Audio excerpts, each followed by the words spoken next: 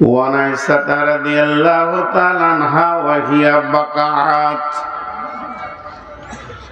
فقال رسول الله صلى الله عليه وسلم ما يبكيك عائشة قالت ذكرت النار فبكيت يا رسول الله قالت يا رسول الله هل تذكرون أهلكم يوم القيامة قال رسول الله صلى الله عليه وسلم ثلاثة مواتنا فلا يذكرون أحد أحدا সবাই শুনি এটা নারী পুরুষ মহিলারা চোখের পানি দু তিন জায়গায় ফেলে মহিলারা চোখের পানি দু তিন জায়গায় ফেলে তা আম্মাজান আয়েশা বাড়িতে আছেন চুপচাপ বসে আছে কাজ নেই তো মনটা বাড়িতে ধ্যানটা চলে গেছে জাহান্নামে কোন কোন সময় দেখবেন আমাদের ওই রকম হয় বেশিরভাগ নামাজে হয় খারাপ জিনিস ওটা কিন্তু বাড়িতে বসে আছি আর অন্য চিন্তা করছি আমার যেমন হয় বাড়িতে বসে আছি কালকে কি করে যাব ও নদিয়া অত দূর কোন দিকে যাব আছি বাড়িতে এই মহিলা এই মহিলা এই মহিলা পাগলি তোকে বাইরে বের করে দেব ছি ছি ছি যাও বাইরে যাও তো ধ্যানটা অন্যদিকে চলে যায় কথা কম বলেন আপনার মাইক অনেক ভালো এরকম সুন্দর মাইক পেলে জান ঠান্ডা হয়ে যায় গতকালকের মাইক ছিল মনে হচ্ছে যেন বিপদে পড়েছি এসে জালসা না ওটা আবার শুনবে কেন তো এসে দাঁড়িয়ে গেল কেন টাকটু ঘোড়ার মতো ওকে কে বসাবে ওর কাছে কে খবর পাঠাবে যে তোকে বসতে হবে বান বন্ধ করে করে খালি আমাকে বলতে হয়েছে হ্যাঁ না কোনো অসুবিধা নেই এইখানে চেয়ারেতে চলে আসুক নদিয়ার লোক খারাপ মনে করবেন না মাঝে বক্তব্যকে বন্ধ করে 2 মিনিট বলছি আপনাদের পা গুলো ধরে বলছি নদিয়ার লোক মানুষের সামনে সামনে খুব অপমান করতে পারে আজকে 23 বছর পশ্চিমবঙ্গ ঘুরছি আসাম মেঘালয় ত্রিপুরা এবং ইভেন বাংলাদেশ শুধু সামনে সামনে কথা বলে নদিয়ার লোক বাকি কোনো জেলা বলে না না সবটা ভালো লাগে ওই লুল্লি কুল্লি হুমাজাতুল লুমাজা বলছি তারপরে বলছো না তুমি 1 নম্বর খাবিস বলে এটা বলছো কারণ কোরআন বলছে ওই লুল্লি কুল্লি হুমাজাতুল লুমাজা যারা পেছনে এবং মানুষকে সামনে অপমান করে তাদের জন্য অয়েল জাহান্নাম আছে সামনে বলতে কি আমার সামনে বলবে কিন্তু সমাজের সামনে নয় আমার যদি আমি সুদ খাই এই খবরটা যদি আপনার থাকে অবশ্যই সামনে বলবেন কোরআন বলছে সেটা আমাকে একা আমাকে সাইডে ডেকে বলবেন ভাই আপনি একটা আলেম মানুষ সুদ খাচ্ছেন এটা ভুল হচ্ছে কিন্তু সমাজের সামনে নয় এটা কোরআন মানা করেছে হ্যাঁ ছোট করা হয় একমাত্র নদিয়া ছাড়া কেউ বলে না নদিয়ার কিছু ইয়াং জেনারেশন উঠেছে এরা ভাবছে আমরা আল্লাহর ওলি আল্লাহর ওলি নিজেকে ভাবে তো খুঁড়িয়ে চলে খালি একবার মোড়ে দেখো কোন জায়গায় পৌঁছাবে তো যে কথাটা আমি বলছিলাম আম্মাজান আয়েশার কথা মেয়েটিকে আমার মা বোন বেটিদেরকে বলছি আগে বুঝি যে মেয়েটিকে মেয়েটির কোয়ালিফাইড কি খালি এইটা চিন্তা করব প্রথমে তারপরে তার কাজ মেয়েটার ডিগ্রি জানেন মেয়েটার 1 নম্বর ডিগ্রি হলো রসুলের যতগুলি বিবি ছিলেন তার ভিতরে একটাই বিবি ছিলেন কুমারী বিবি যে বিবিটাকে বিশ্ব নবী ছাড়া দ্বিতীয় কোনো পুরুষ দেখেননি তার নাম হচ্ছে আয়েশা দ্বিতীয় নম্বর তিনি প্রথম খলিফার মেয়ে তৃতীয় নম্বর হচ্ছে রসুলের স্ত্রী চতুর্থ নম্বর তার ডিগ্রি হচ্ছে তাকে সারা পৃথিবীর সমস্ত হাফেজ কারি মাওলানা মুফতি এমনকি সাহাবীরাও পর্যন্ত টাইটেল নিয়েছেন মেয়েদের মধ্যে মুহাদ্দিস। এই পর্যন্ত শেষ নয়, আম্মা জান আয়েশা বলতেন আমাকে আল্লাহ 5খানা সম্মানী দিয়েছেন, ইজ্জত দিয়েছেন। তার মধ্যে 1 নম্বর হলো আমার বৈবাহিক জীবন, বিবাহ জীবনটা আমার পৃথিবীর মাটিতে নির্বাচন হয়নি, এটা আল্লাহ আসমান থেকে নির্বাচন করেছেন, আমি রসুলের বিবি হব। 2 নম্বর আমার সম্মান, আমার ঘরে কোরআনের আয়াত নাযিল হয়েছে। বিশ্বনবীর অবস্থান আয়েশার হুজরাতে, কোরআনের আয়াত নাযিল হয়েছে। আমাকে আল্লাহ 3 নম্বর সম্মান দিয়েছেন, যেদিন নবীজি আমার বিছানায় রয়েছেন সেই রাত্রিতে শাবে মেরাজ হয়েছে রসুলের। আমার বিছানা থেকে বিশ্ব নবী শাবে মেরাজের রাত্রির পরিদর্শনে গেছিলেন। 4 নম্বর আমার বুকে মাথা দিয়ে আমি দয়ার নবীকে চিরবিদায় দিয়েছি। 5 নম্বর আমার সম্মান আমার আল্লাহ দিয়েছেন, আজ বিশ্ব নবী যেখানে শুয়ে আছেন ওই মাটিটা আম্মা জান আয়েশার ঘর। তার বিছানাকে সরিয়ে বিশ্ব নবী আজও ওখানে শুয়ে আছেন। এই রকম দামি মেয়ে আপনার আমার মেয়ের মতো নয়, আপনার আমার জানা মানা ঘরের বেটির মতো নয়। সেই মেয়েটি জাহান্নামের আগুনে ভয়ে কাঁদছেন। ওয়াহিয়া বাকাত فقال رسول الله صلى الله عليه وسلم, আল্লাহর নবী যখনই আম্মা জান আয়েশা কেঁদে ফেললেন, নবীজি ঘরে ছিলেন, সমস্ত ব্যস্ততাকে বাদ দিয়ে নবীজি আসলেন কোথায়? আয়েশার কাছে। এবং আম্মু জান আয়েশাকে বললেন, মা ইবকি কি আয়েশা, আয়েশা রে কে তোমাকে কাঁদালো? কোন কষ্ট তুমি পেয়েছো যে তুমি কাঁদছো? কি তোমার হয়েছে? কেউ উঁচু নিচু কথা বলেছে কিনা? আম্মা জান আয়েশা উত্তরে বললেন, যাকারাতুন নারা ফাবাকাইতু ইয়া রাসূলুল্লাহ, দয়ার নবী গো আমি জাহান্নামের কথা চিন্তা করছিলাম, তাই আমি হঠাৎ নিজের অজান্তে কেঁদে ফেলেছি।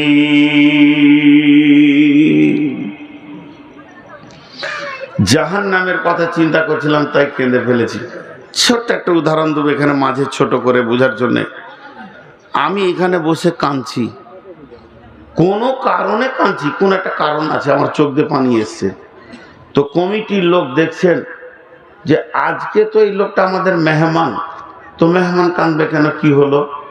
এসে আমাকে জিজ্ঞেস করছে, হুজুর আপনি কাঁদছেন কেন? তো আমি কারোর দিকে আঙুল তুলে বললাম, ওই লোকটা, ওই ছেলেটা, ওই যুবকটা আমাকে অপমান করেছে, আমাকে অপমান করেছে, বেইজ্জতি করেছে, তার জন্য আমি কাঁদছি। তো কমিটির লোক বলবে, আচ্ছা ভাই আপনি চুপ করেন, দেখছি। দেখছি মানে ওকে দেখছি, বিষয়টা দেখছি, ঘটনাটা দেখছি, আপনি চুপ করেন।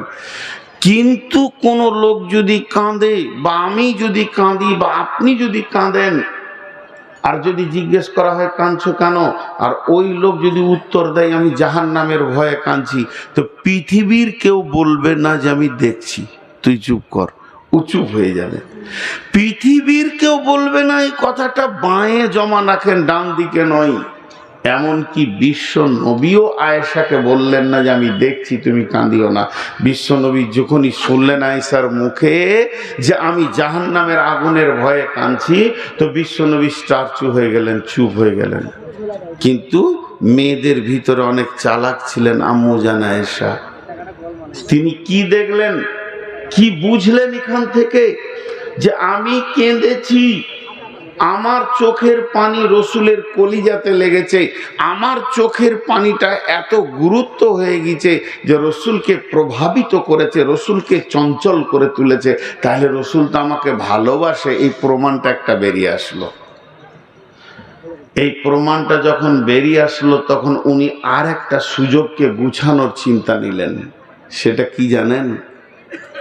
আম্মা জান আয়েশা ভাবলেন, স্বামী আমার, নবী আমার, আখিরি পয়গম্বর আমার, প্রিয়তম আমার, তিনি আমাকে কত ভালোবাসেন। আমি কান্না করেছি, তিনি অস্থির হয়েছেন, স্থির থাকতে পারেননি। তাহলে এই সুযোগে আমি কাজকে গোছিয়ে নিই। বিশ্ব নবীকে বলছেন, হালতাজ করুন আহালিকুম ইয়াউমাল কিয়ামাতি ইয়া রাসূলুল্লাহ। দয়ার নবী গো, এটা হলো মদিনার মাটি, দুনিয়ার মাটি। মানুষ এখানে কাঁদবে, মানুষ চুপ হয়ে যাবে, আবার কাঁদবে, আবার চুপ হয়ে যাবে। মানুষের এমন একটা দিন আসবে, সেদিন মানুষ অটোমেটিক চুপ হয়ে যাবে।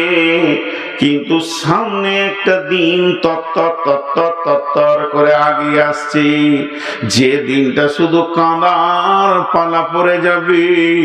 সেই দিন তো আমি আয়েশাও কাঁদবো, অর্থাৎ কিয়ামতের দিন। আপনার কি বিবি বলে মনে থাকবে নাকি? হালতাজ করুনা আহলিকুম ইয়াউমাল কিয়ামাতি। দয়ার নবী গো, সেই কঠিন কিয়ামতের দিন আজকের মতো বিবি বলে মনে থাকবে নাকি? বিশ্ব নবী এরপরও আয়েশাকে বলছেন না যে হ্যাঁ আমি তোমাকে মনে রাখবো, আমি তোমাকে ভালোবাসবো, আমি তোমাকে গছিয়ে নিব, জি না তা বললেন না। আবার নাও করলেন না, নাই করলে তো হতাশ হয়ে যাবে ছেলে মানুষ, হ্যাঁ বললে তো আশায় থেকে যাবে। কিন্তু বিশ্বনবী এমন একটা শব্দ ব্যবহার করলেন যার অঙ্কে সার অংশ দাঁড়াচ্ছে না। বিশ্বনবী বললেন, সালাসাতা মাওয়াতিনা ফালা ইয়াযকুরুনা আহাদুন আহাদান। আয়েশা রে, ওই কঠিন কিয়ামতের দিন তিনটে মৌকা এমন আসবে। আয়েশা রে শুনে নাও, কিয়ামত তো 1 ঘন্টা 1.5 ঘন্টার নয়, 50,000 বছর ধরে চলবে। তারই ভিতরে 3খানা মৌকা এমন আসবে, যে 3টে মৌকা আসলি মানুষ কেউ কাউকে মনে রাখতে পারবে না।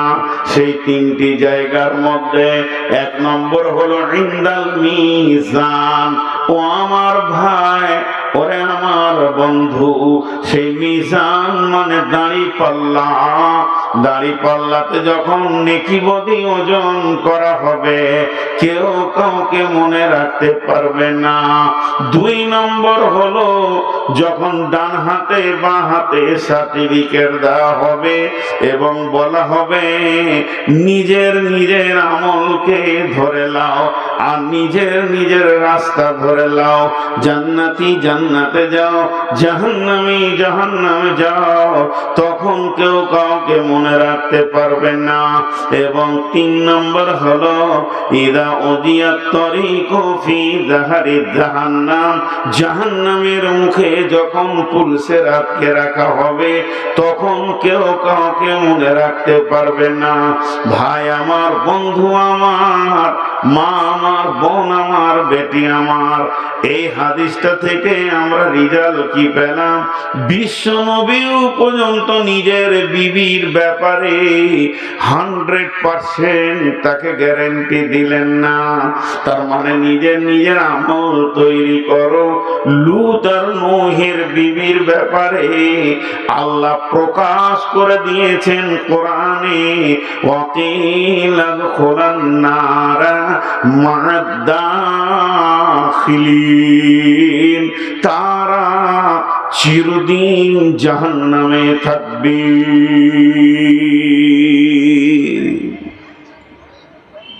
কিছু জিনিস আছে ভাবতে হয় ভাই। মেহমান কিছু জিনিস ভাবতে হয়। আমি যদি মনে থাকে এই বিষয়টা সেরে শেষ দিকে 10 মিনিট বলবো। কিছু জিনিস আছে ভাবতে হয়। মেহমান তো মেহমানই। বিশ্ব নবীর ঘরে ইহুদি মেহমান এসে সম্মান পেয়েছে, আমি তো মুসলিম মেহমান আপনাদের কাছে। বিশ্ব নবীর বিছানাকে পায়খানা করে খারাপ করে দিয়েছে, তাও বেজ্জতি করেনি। আমার দ্বারা দুটো ভুল হতেই পারে, এটা মেনে নিতে হবে আপনাদেরকে। মেহমান তো মেহমানই, মেহমানের বিকল্প কোনো ভাষা নাই।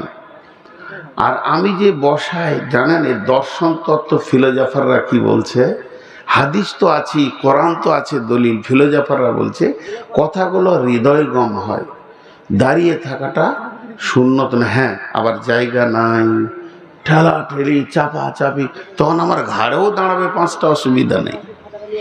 ভাইয়া আমরা যেগুলো বলি দলিলকে সামনে রেখে বলি, আর কখনো একটু মজাক করি, কখনো একটু ধুমকি দিই। যদি এটা নাই হয়তো শিক্ষক হলো কি করে? আপনারা আমার ভুল বলবেন, আপনাদের ভুল আমি বলবো। এখানে আর নবী নাই, কে কার ভুল ধরে?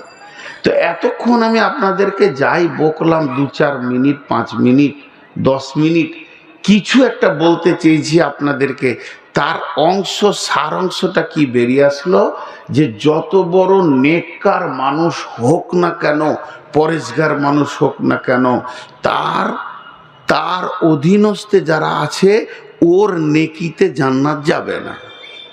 নিজে নিজে আমল করতে হবে।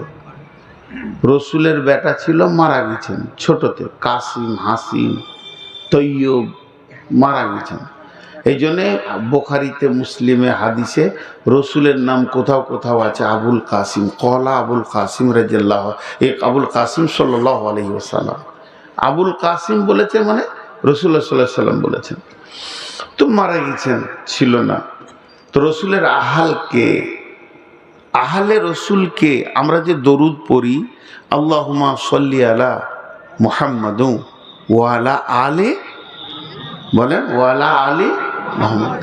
আলে মোহাম্মদ কে? ওর বংশটা কে? ওর তো বেটা নেই। তাহলে একটা হাদিস থেকে বুঝে নেবেন।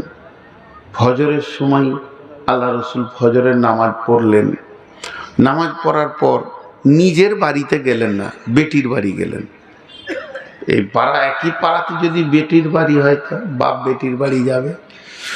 তো ফজরের নামাজ পর দোয়া, জিকির, তসবিহ, তাহলিল যা ছিল আল্লাহ রসুল লম্বা টাইম করে নিয়ে নিজের বাড়িটা, কথার কথা বোঝানোর জন্য বলছি, নিজের বাড়িটা এইদিকে ওইদিকে বাদ দিয়ে, নিজের বাড়িটা এইদিকে ওইদিকে বাদ দিয়ে, এইদিকে ব্যাট দিয়ে বেটির বাড়ি চলে গেলেন।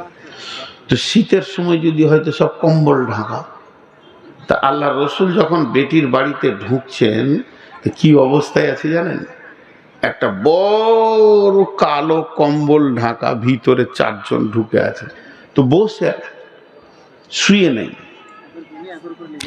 তো কম্বল যদি ঢাকা থাকে তো মাথা গলা এরকম উঁচু উঁচু দেখা যাবে, যাবে না? তাহলে রসুল দাঁড়িয়ে দাঁড়িয়ে দেখছেন, আইডিয়া করছেন, এটা আমার বেটি ফাতেমার মাথা হবে, এটা আলীর মাথা হবে, আইডিয়া করছেন আর কি। আর ফজর পর সকাল হতে চলেছে, আর ওই কম্বলের ভিতরে দুটো ছোট ছোট মাথা ফ্রিক ফ্রিক ফ্রিক ফ্রিক করে খালি লাফাইছে, ভিতরেই চিল্লাচিল্লি করছে হাসান আর হোসেন। বলছে আন্ধারের ভিতরে তুই মায়ের হাতটা ধর, আমি আব্বার হাতটা ধরি, এটা আব্বার হাত না মায়ের হাত। আল্লাহ রসুল এইভাবে দেখছেন আর মুচকি হাসছেন। ওরা 4 জন যে কম্বলের ভিতরে আছে, এরা জানে না, ফাতেমা জানে না যে আব্বা এসেছেন, আলী জানেন না যে আমার শ্বশুর এসছেন, হাসান হোসেনও জানে না যে নানা এসছেন। ওরা খেলছে আর আল্লাহ রসুল পৌঁছে গেছে। এই দেখতে দেখতে নবীজি কম্বলটা তুলে দিয়ে ঢুকে পড়লেন। কয়টা মাথা হলো? 5টা। বিশ্ব নবী কম্বলের ভিতরে ঢোকার পর এক কাঁধে নিলেন আলীকে, আর এক কাঁধে নিলেন ফাতিমাকে, সামনে 2 জনকে জড়িয়ে ধরলেন হাসান আর হোসেনকে।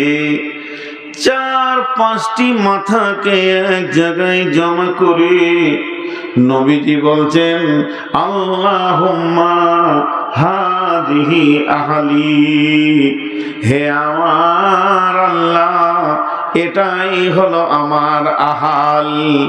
যে আমার আহালকে ভালোবাসবে আল্লাহ তুমি তাদের ভালোবাসিও, আমার আহালকে যারা কষ্ট দেবে তাদের বিচার আল্লাহ তুমি করিও। এটা আমার আহাল। কত মহব্বতের, কত মহব্বতের ঘটনাটা শেষ দিকে বুঝবেন যে কি কঠিন। ইমাম হাসান ইমাম হোসেনকে বিশ্ব নবী কত ভালোবাসতেন। মসজিদের জমায়ে মসজিদে নববীতে নবীজি মিম্বারে উঠে খুতবা দিচ্ছেন, রানিং খুতবা। হয়তোবা খুতবাটা চলবে 40 মিনিট, চলে গেছে 10-15 মিনিট, তার মানে রানিং খুতবা। এই খুতবা চলছে, এমন সময় হাসান আর হোসেন এইটুকু ছোট বাচ্চা দুই ভাই সুন্দর করে নামি মসজিদে এসেছেন সালাত আদায় করার জন্যে। তারা মাসুম বাচ্চা, আম্মুজান ফাতিমা সুন্দর করে সাজিয়ে মসজিদে পাঠিয়ে দিয়েছেন, বাবারা যাও নানাজির খুতবা শুনে এসো। দুই ভাই যখন মসজিদের গেটে ঢুকছে তখন বিশ্বনবী খুতবা থেকে নেমে গেলেন। মুসাল্লিদেরকে এইভাবে সাইড করতে করতে মসজিদের মেন গেটে গিয়ে এক কাঁধে হাসানকে আর এক কাঁধে হোসেনকে নিলেন। এরপরে আবার মিম্বারে উঠে খুতবা দিতে লাগলেন।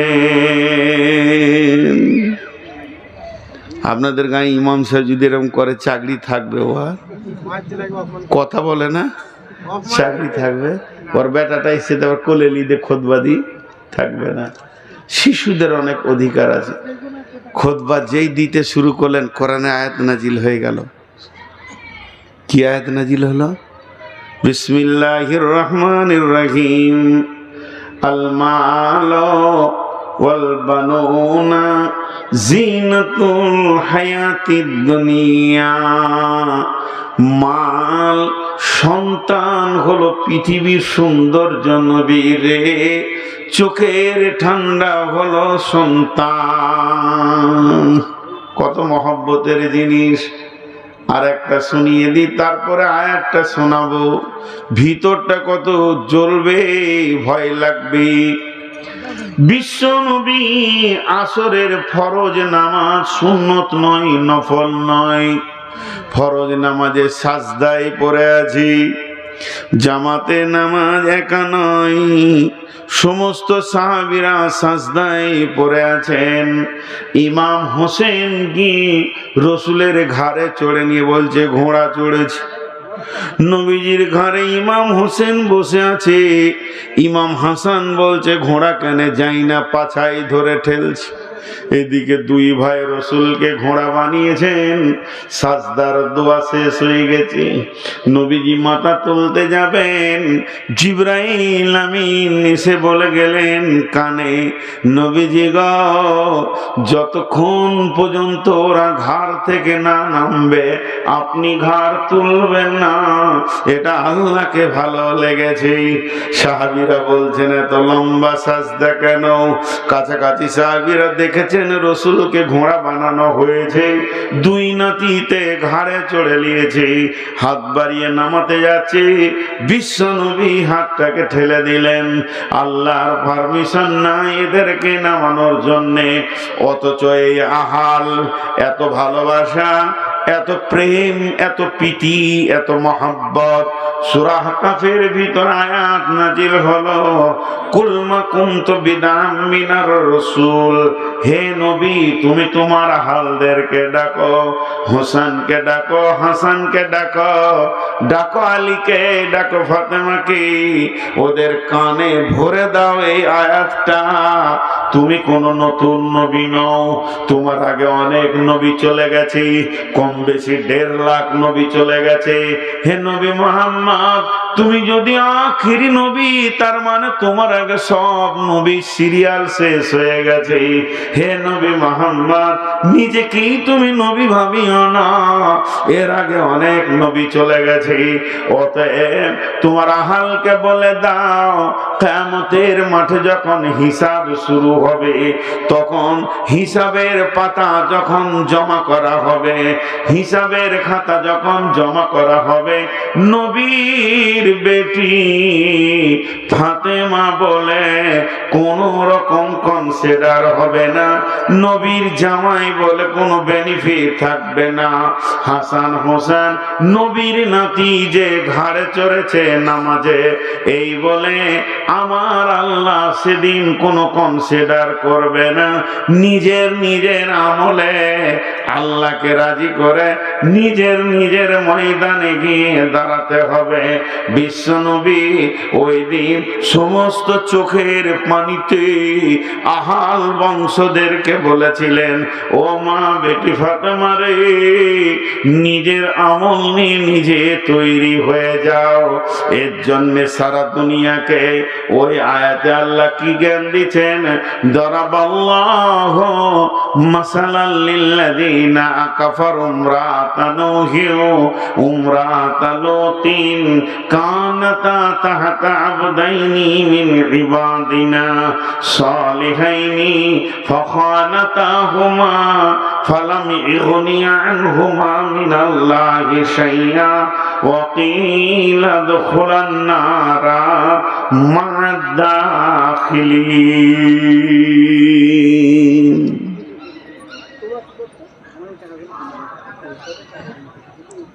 আল্লাহ বলে দিলেন যে খবরদার না। আমাদের মৌলানা সুলাইমান কই গো, আপনাদের এলাকার শিক্ষক, গোটা উত্তরবঙ্গটা দখল করে নিয়েছে। আমাদের পুঁজিপাটার চলছে না ওই এলাকায়। সুলাইমান ছাড়া বক্তা কে আছে? নদী পার হয়ে ফারাক্কার, ওর বাজারই আলাদা। নবী সুলাইমান তো ওই লেগে। আবার আমাদের এলাকায় বিয়ে করেছে, কোন ভেজাল? লাঠি নিয়ে তেড়ে বেড়াতে হবে। আমাদের এলাকায় বিয়ে করেছে, আল্লাহ সম্মান দিয়েছে ওনাকে উত্তরবঙ্গে। আর ঘর কি মুরগি ডাল বরাবর হয়। চলেন, এইটা তো বদমাস মেয়েদের কথা বললো। একটা ক্যাটালগ গেল, 2 নম্বর ক্যাটালগটা শুনেন। আপনাদের বিরক্ত লাগেনি ইনশাল্লাহ, এত ঠান্ডাতে বসে আছে। 2 নম্বর ক্যাটালগ হচ্ছে মেয়েটা নেকার। জি বল, কি চেঞ্জ? এখন অর্ধেক বলে দেন। আপনারা বুঝতে পারছেন না ভাই? যদি আপনারা বুঝতে না পারেন তাহলে আমার বকাটাই ভুল হয়েছে। না, ওনার দাবিটা ঠিক আছে। দেখেন, শরীয়তের একটা আইন আছে। হযরত উমর খুতবা দিছিলেন, তো একজন উঠে বলল যে আপনার পাঞ্জাবিটা বড় কেন বলেন, তারপরে খুতবা দেন। তো বিষয়টা উনি বুঝিয়ে দিলেন। আমি কথা বলবো, আর আপনার যদি বুঝে না আসে তাহলে আর বলে লাভ নেই, ফালতু হয়ে গেল জিনিসটা। আমি এতক্ষণ থেকে বোঝাতে চাইছি যে যত স্বামী যত নেককারই হোক আর বাপ ভাই যত নেককার হোক, মেয়েরা তো ওদের অধীনস্থে জীবন কাটায়, ওই নেকিতে এরা জান্নাত যেতে পারবে না। এটাই আমি দেখাইছি। এমনকি বিশ্বনবী তার বিবিকেও জান্নাতের গ্যারান্টি দিচ্ছে না। নিজের ছেলেকে, মেয়েকে, ছেলে নাই, মেয়েকে, জামাইকে, নাতিকে কাউকে বললেন না যে তোরা নিশ্চিত থাক আমি আছি। বিশ্বনবী আর নূহ আর লূতের বিবির ব্যাপারে আল্লাহ প্রকাশ করে দিলেন এরা জাহান্নামী।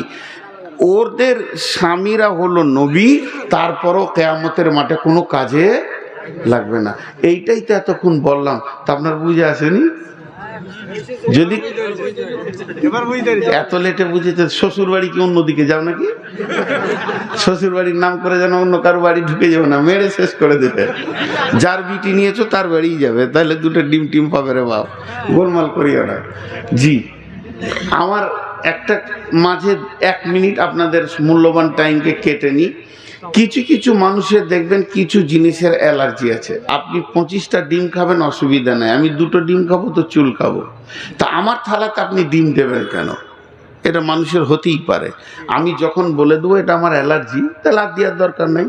ভাই আমি সুগারের রুগী, আমি মিষ্টি খাবো না, আলু খাবো না, তা আপনি জোর করে বলছেন খান আমার হাতে, এটা ঠিক নয়। আমার একটা অ্যালার্জি আপনাদেরকে বলে দিই, দাঁড়িয়ে দাঁড়িয়ে কোরআন হাদিস বিনা কারণে যদি কেউ শুনে, এটা আমার চোখের অ্যালার্জি, আমি নিতে পারি না। তারপরে মোবাইলের পেছনের লাইটটা, একটা লাইট জ্বেলে দেন, ইনশাল্লাহ 10 মিনিটের মধ্যে এই 2 ধারে আমার ব্যথা উঠে, আমি মরে এত ব্যথা হবে যে আমার মনে হবে যে জান চলে গেল, নিতে পারি না, অ্যালার্জি। তা আপনি জ্বালাবেন কেন? এখন যদি আপনি বলেন মোবাইল তো আমার চলছে, তো তোমার কি? এটা হয় না, এটা নাম যুক্তি নয়। কিছু অ্যালার্জি মেনে নিতে হয়, যে মানুষটা এটা নিতে পারে না যখন। তো একটু পানি খাই। সুগারের রুগী ভাই, 400-500 সুগার চলছে, চলুক, সুগারও আছে, আমিও আছি।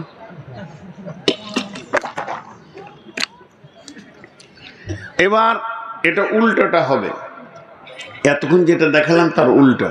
মেয়েটা নেককার, বহুত পরেজগার মেয়ে আছে। এই পর্যন্ত না হলো আমাকে বেশ কিছু মেয়ে ফোন করেছে, হুজুর একটু পরামর্শ দেন। কয়েকদিন আগে যে আমার স্বামীটা প্রতিদিন রাতে মদ খেয়ে আসবে, জুয়া তো খেলি, মদ খেয়ে এসে এত শারীরিক নির্যাতন করে, তো আমি যদি ইচ্ছা করে তালাক লি তো গোনা হবে। তা আমি আবার ফতোয়া দিতে পারি না, আমার পুঁজি নাই, ফতোয়া দিই না, লই পারবো না দিতে। ফতোয়া দিতে গেলে যে পুঁজি দরকার সেটা নাই। বেশ কিছু বক্তা আছে লম্বা লম্বা ফতোয়া দিচ্ছে, কিন্তু হাদিসে তফসিরে বাইজাবিতে আছে যার 19টা সাবজেক্টের ওপরে যদি জ্ঞান না থাকে ও যেন মুখ না খুলে, কারণ ওই ফতোয়া তো আর জান্নাত জাহান্নাম। কিন্তু এই জন্য আমি ভয় করে দিতে পারি না ওদেরকে। আবার আমি বলি যে এই আলেমকে নাও, নম্বর নাও, এই মাদানি নাও। তাহলে বহু মেয়ে আছে নির্যাতন অবস্থায়, তার স্বামী সুদারু।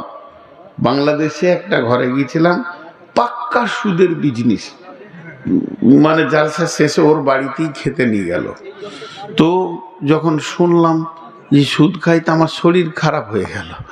আর খাইনি, না খাবো না, অনেক রাত হয়ে গেছে, ডায়াবেটিস তো খাবো না, খেলাম না। তো এতটি মাল বেঁধে দিল, তো নিয়ে এলাম, রাস্তায় দিয়ে দিলাম, দেখেলি এই যে অরুচিকর। তাহলে তার স্ত্রী কি করে জীবনটা কাটাচ্ছে, আমি নাইলে একটা দিন কাটিয়ে নিলাম। সুদ কে খায়? একটা ফ্যামিলিতে বাপ আছে, মা আছে, ছোট ভাই, ছোট বোন, তারপরে দাদা দাদি, স্ত্রী, মেয়ে, ছেলে, এতগুলো আছে। সুদ খায় একজন, ঘরের যে মালিক, যার দ্বারা ইনকাম হচ্ছে। বাপ বলবে আমি ব্যাটার খাই, আমি বুড়িয়ে গেছি। মা বলবে ব্যাটার খাই, স্ত্রী বলবে স্বামীর খাই। তা একজন দার্শনিক একটা কথা বলেছেন, কত দামি জানেন? বলছে নূর মোহাম্মদ যখন স্টেজ থেকে নামবে, দৌড়ে গিয়ে মুসাফা করে কি বলে মানুষ, সাহেব দোয়া করবেন, হুজুর দোয়া করবেন। ওর কাছে কি দোয়া নিবি? ওর রুজিটা হালালও হতে পারে, হারামও হতে পারে, কিন্তু দোয়া যদি চাস তো মেয়েদের কাছে চা। মেয়েরা 100% হালাল খায়, কেউ হারাম খায় না, কারণ ও তো স্বামীর খায়। স্বামী মাতাল হোক আর জুয়ারি হোক, ও হালাল খায়, ও স্বামীর খায়, ও জুয়ো খায় না। এটা হলো তফসির। কিন্তু বর্তমান মেয়েরা হারামে নেমে গেছে ইনশাআল্লাহ। ওদেরকে সুসুর সুসুর করে নামানো হয়েছে, গ্রুপ করে দেওয়া হয়েছে, গ্রুপে সুদের ইনকাম শুরু করে দেওয়া হয়েছে। যদিও মেয়ে কটা হালাল খেয়েছিল, দিলে ঢুকিয়ে একদম হারামের বিষ। এই গ্রুপটা হচ্ছে হারাম। তারপরে আরো কিছু আছে, সেদিকে আমি যাচ্ছি না। তো এখানে মাঝে আর একটা কথা বলি, এগুলো দর্শন তত্ত্ব। একজন লিখছে যে একটা নবী নিয়েই তো কাজ হতো, তো এত নবী কেন? এত নবী কি দরকার? আল্লাহ এত নবী পাঠাইলে কেন? একটা নবী হলেই তো হয়ে যেত রে বাবা। আল্লাহ একটা নবী আর কোরআন, ভেজাল চুকে গেল? জি না। কিয়ামতের মাঠে বিভিন্ন রকম থাকবে। আপনি দেখবেন দোকানে একটা পড়েন নাই, 100 আছে, 200 আছে, 50 আছে, 1 গ্রাম আছে। যেমন মাল তেমনি পড়েন, যেমন মাল তেমনি পড়েন, যেমন মাল তেমনি পড়েন। তো কিয়ামতের মাঠে যেমন যেমন আসামি আল্লাহর কাছে আসবে, তেমনি তেমনি নবীকে দিয়ে ওজন করবে। একজন এসে বলবো আল্লাহ আমি গরিব ছিলাম, কি করে তোমাকে ডাকবো? তো মুসা আলাইহিস সালামের মতো গরিব কেউ ছিল না। মুসা আলাইহিস সালামের একটা কম্বল ছিল, একটা চাদর ছিল, একটা লুঙ্গি ছিল, একটা জুব্বা ছিল, আর একটা গামছা ছিল। কটা হলো? 5টা না, একটুই। এত গরিব, ওইটুই চাদর, ওইটুই কাঁথা, ওইটুই কম্বল, ওইটুই লুঙ্গি, জীবনটা কাটিয়েছে মুসা। কেউ যদি বলে যে আমি বন্দী ছিলাম জেলে, কি করে তোমাকে ডাকবো? তো ইউসুফ আলাইহিস সালামকে নিয়ে ওর বিচার হবে। কেউ যদি বলে আমি রোগা ছিলাম, তা আইয়ুব আলাইহিস সালামকে নিয়ে ওর বিচার হবে। তার মানে এই নবীগুলো হচ্ছে কিয়ামতের মানে বাট খাড়া, যেমন মাল আসবে তেমনি বিচার হবে নবীকে দিয়ে। হ্যাঁ হ্যাঁ, তো মেয়েদের 3 ধরনের আসবে ওখানে। একটা আসবে, আল্লাহ আমার স্বামী বড় আল্লাহওয়ালা ছিল, জান্নাত দাও। বলে চুপ করে থাক, নূহ আর লুতের বিবি জান্নাত যাবে না, জাহান্নাম যাবে। ও ঠান্ডা হয়ে গেল। কিন্তু কিছু মেয়ে যদি এসে বলে রব্বুল আলামিন, স্বামী আমার জুয়ারি, স্বামী আমার মাতাল, স্বামী আমার লুচ্চা, স্বামী আমার সুদারু, স্বামী আমার পৃথিবীর সমস্ত পাপের সঙ্গে যুক্ত, তো আমি কেমন করে ইবাদত করব মাবুদুরি? আমার আল্লাহ বলছেন তোর জন্য আমি একটা বাটখারা রেখেছি, পরায়ণ রেখেছি। বিসমিল্লাহির রহমানির রহিম। ওয়া দারাবাল্লাহু মাসালাল লিল্লাযীনা আমানু ইমরাআতা ফিরআউনা ইদ ক্বালাত রাব্বি বিনি লি ইনদাকা বাইতান ফিল জান্নাতি ওয়া নাজ্জিনি মিন ফিরআউনা ওয়া আমালিহি ওয়া নাজ্জিনি মিনাল